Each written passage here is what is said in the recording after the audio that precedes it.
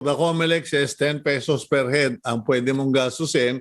Correct. Ngayon, kung may pumapasok na contribution, sige, tanggapin natin. Pero if you see na, teka, malapit na natin abutan yung spending limit, sara na ang pintuan. In other words, no? No more contribution. Yeah, that's more prudent. Actually, just to provide some statistics here, during the 2016 presidential elections, it was Grace Poe who spent the most at around 510 million.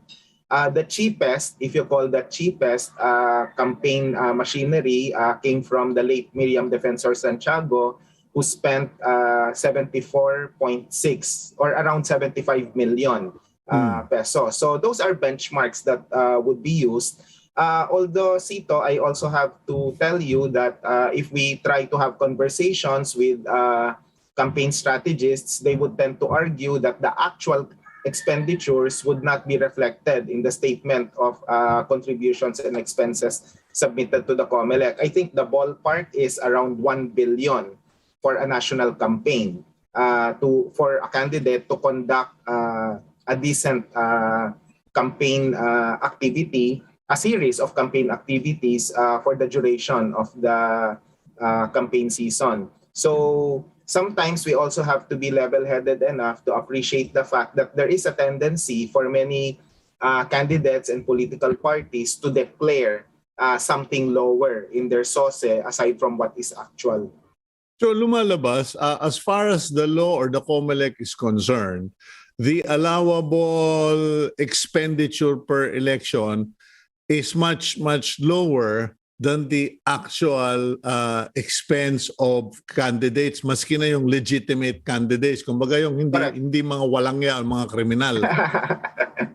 Yes, that's correct. There are two factors here, Sito. It's not just during the campaign season because technically, the campaign season, for example, right now, the start of the presidential and national level campaign should be on February 8. But technically, the campaigns have been happening even since last year. Mm-hmm. So that's also another factor that we need to keep in mind. For example, the ad spots that are spent by candidates right now on television as well as in other media, technically they're not counted in the contributions and expenditures because the campaign season hasn't started yet. So they don't need to declare such expenditures right now. So that's the problematic aspect when it comes to the actual implementation of the monitoring of campaign expenditures because the time limit is actually technically shorter. So herein lies the problem with regard to expenses.